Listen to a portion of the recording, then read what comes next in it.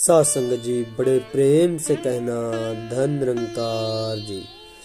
तो सासंग जी जो आज की साखी है उसका शीर्षक है जो चाहोगे सो पाओगे। तो आप सभी संतों के चरणों में प्रार्थना है इसे लास्ट तक जरूर सुने। तो सासंग जी एक साधु था, वह रोज घाट के किनारे बैठकर चिल्लाया करता था, जो चाहोगे सो पाओगे, जो चाहोगे सो पाओगे। बहुत से लोग वहां से गुजरते थे पर कोई भी उसकी बात पर ध्यान नहीं देता था और सब उसे पागल आदमी समझते थे। एक दिन एक युवक वहां से गुजरा और उसने उस साधु की आवाज सुनी, जो चाहोगे सो पाओगे, जो चाहोगे सो पाओगे।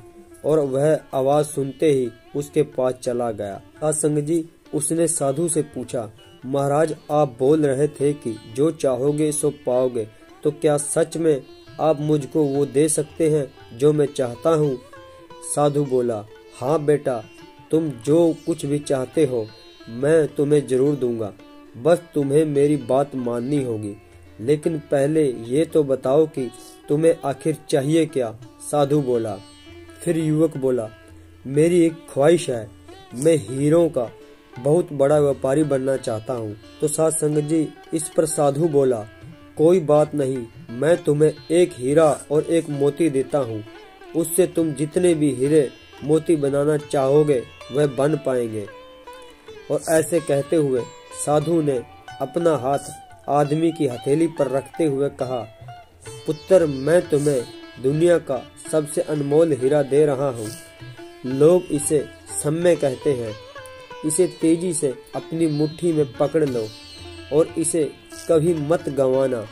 तुम इसे जितना चाहो उतने हीरे बना सकते हो। युवक अभी कुछ सोच ही रहा था कि साधु उसका दूसरी हथेली पकड़ते हुए बोला, पुत्र इसे पकड़ो, ये दुनिया का सबसे कीमती मोती है। लोग इसे धैर्य सब्र कहते हैं। जब कभी समय देने के बावजूद परिणाम ना मिले, इस कीमती मोती को धारण कर लेना। याद रखना, जिसके पास यह मोती है वह दुनिया में कुछ भी प्राप्त कर सकता है। युवक गंभीरता से साधु की बातों पर विचार करता है और निश्चय करता है कि आज से वह कभी भी अपना समय बर्बाद नहीं करेगा और हमेशा धैर्य से सब्र से काम करेगा। और ऐसा सोचकर वह हीरो के एक बहुत बड़े व्यापारी के यहाँ काम करना शुरू कर दिया और अपनी मेहनत और ईमानदारी के बल पर एक दिन खुद भी हीरो का बहुत बड़ा व्यापारी बन गया। तो सासंग जी समय और धैर्य वह दो हीरे मोती हैं जिनके बल पर हम बड़े से बड़े लक्ष्य को भी प्राप्त कर सकते हैं। अतः जरूरी है कि हम अपने कीमती समय को बर्बाद ना करें और सेवा सिमरन सत्संग करते हुए अपनी हम मंजिल तक सासंग जी पहुंच पाए।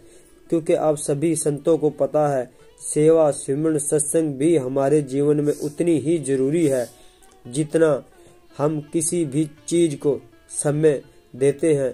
बेशक सासंग जी वह हमारी नौकरी है या हमारा बिजनेस है या कोई भी चीज है जो दुनियावी चीज है, इसको करते हुए हमें सेवा सिमरन और सत्संग में भी ध्यान देना है। तो सासंग जी हम सतगुरु माता जी के चरणों में यही प्रार्थना करें कि सतगुरु माता जी सभी के घरों में सुख प्रदान करे और इस भाग दौड़ वाली जिंदगी में हमें सेवा सिमरन और सत्संग मिले और हमारे तन सुखी हो और सभी के भले की हम कामना करें।